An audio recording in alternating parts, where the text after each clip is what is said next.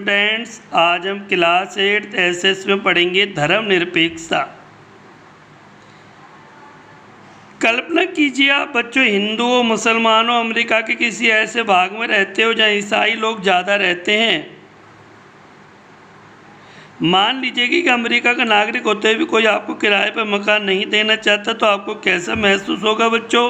कितना आपको गुस्सा आएगा। तो बच्चों ईसाइयों के साथ इस तरह का बर्ताव होना चाहिए, तो उनके साथ कैसा होगा जब हमारे साथ ऐसा धर्म के नाम पर भेदभाव किया जाएगा। तो बच्चों यही हम धर्मनिरपेक्षता के बारे में पढ़ेंगे कि हम बदला लें कि वो भारत में आए तो हम भी ऐसा करें। हिंदू जहाँ हैं वहाँ औरों को अहमियत नहीं दें, मुसलमान ज़्यादा है तो वहाँ औरों को अहमियत नहीं दें। ऐसे काम नहीं होगा बेटा। धर्मनिरपेक्षता का मूल मंत्र है सभी धर्मों का सम्मान करना, सभी धर्मों को अपनाना। धर्मनिरपेक्षता की अर्थ होता है कि हम धर्म के नाम पर कोई भेदभाव ना करें। इतिहास में हमें धर्म के आधार पर भेदभाव, बेदखली और अत्याचार के अनेक उदाहरण मिले हैं। आपने इतिहास में पढ़ा है, हिटलर ने जर्मनी में यहूदियों पर किस तरह के अत्याचार किए।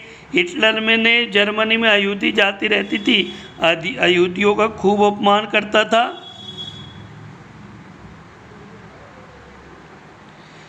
वहाँ कई लाख लोगों को केवल धर्म के आधार पर मार दिया गया था बच्चों। लेकिन अब यहूदी धर्म को मानने वाले इजराइल में भी मुसलमानों और ईसाई अल्पसंख्यकों के साथ अमानवीय व्यवहार किया जा रहा है। सऊदी अरब में गैर मुसलमानों को मंदिर या गिरजा बनाने की छूट नहीं है। गैर मुसलमान जो मुसलमान नहीं है सऊदी अरब में ना तो मंदिर या गिरजाघर नहीं बनाएंगे, न ही इन धर्मों के लोग वहाँ पूजा अर्चना के लिए किसी सार्वजनिक स्थल पर इकट्ठा होंगे। इन सभी उदाहरणों में एक धर्म के लोग अन्य धार्मिक समुदायों के लोगों के साथ, या तो आपने देखा कि इसमें क्या समझाया है कि धर्म जहाँ लोगों की संख्या ज़्यादा है वो उसको उठने ही नहीं दे रहे हैं, ना तो उसका मंदिर बनने दे रहे हैं। मुसलमानों की संख्या ज़्यादा है, अगर कोई मुसलमान नहीं है तो उसके साथ अपमान किया जा रहा है, उसको जो है मंदिर नहीं बनाए दिया जा रहा, चर्च नहीं बनाए दिया जा रहा। तो बच्चों धर्मनिरपेक्षता क्या है?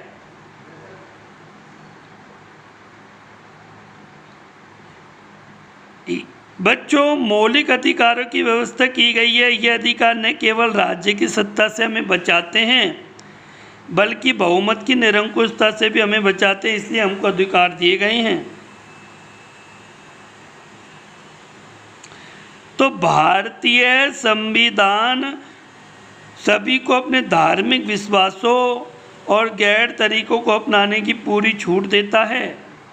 सबके लिए समान धार्मिक स्वतंत्रता के इस विचार को ध्यान में रखते हुए भारतीय राज्य ने धर्म और राज्य की शक्ति को एक दूसरे से अलग रखने की रणनीति अपनाई है।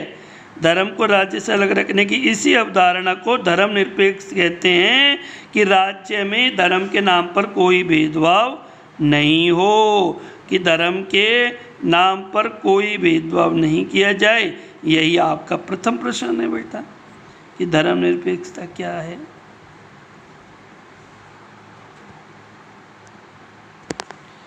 तो धर्म को राज्य से अलग रखना महत्वपूर्ण क्यों है बच्चों? कि ये जो धर्म है इसको राज्य से अलग क्यों रखा गया है? ऐसा क्या परेशानी आई है कि उसे राज्य से अलग रखे? अब बेटा क्यों रखा जाए? मान लो हिंदू है, कोई मुसलमान है, तो लोकतांत्रिक व्यवस्था तो खराब हो जाएगी। हमारा देश लोकतांत्रिक है, जनता का शासन होता है, लेकिन जब धर्म के नाम पे भेदभाव होगा तो जनता का शासन कहाँ गया?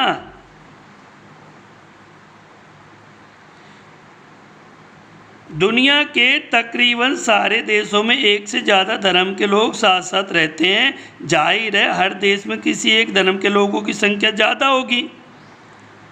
अब अगर बहुमत वाले धर्म के लोग राज्य सत्ता में पहुंच जाते तो उनकी चलेगी, वो तो दूसरे को परेशान करेंगे क्योंकि उनकी संख्या ज़्यादा है। बहुमत में मुसलमान ज़्यादा हैं तो वो हिंदुओं को सताएंगे, हिंदुओं की संख्या ज़्यादा है तो मुसलमान को सताएंगे। तो एक ऐसा नियम बनाया गया कि धर्म को राज्य से अलग रखा जाए। तो लोकतांत्रिक समाजों में धर्म को राज्य से अलग रखने का एक महत्वपूर्ण कारण ये है कि हम लोगों के धार्मिक चुनाव के अधिकार की रक्षा करनी है। इसका अर्थ ये है कि देश के किसी भी व्यक्ति को एक धर्म से निकलने और दूसरे धर्म को अपनाने या धार्मिक उपदेशों के अलग ढंग से व्याख्या करने की स्वतंत्रता होती है।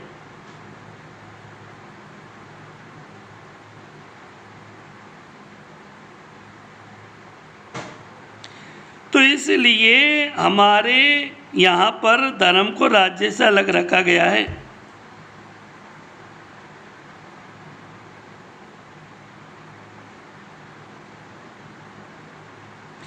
तो इसलिए कहा गया है, आइए इस बात को अच्छी तरह समझने के लिए छुआछूत की प्रथा पर विचार करें।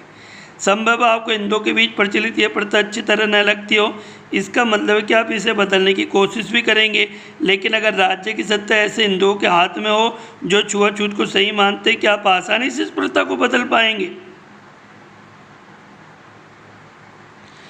भारी विरोध का सामना करना पड़ सकता है।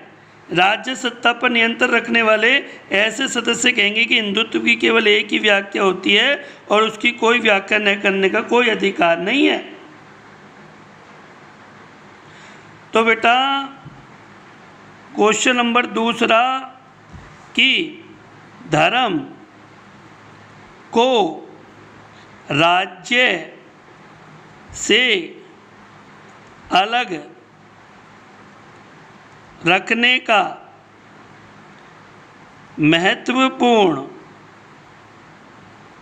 कारण क्या है? यह आपका प्रश्न है, यह आपका उत्तर है। आप इसको सही ढंग से पढ़िए, याद करिए।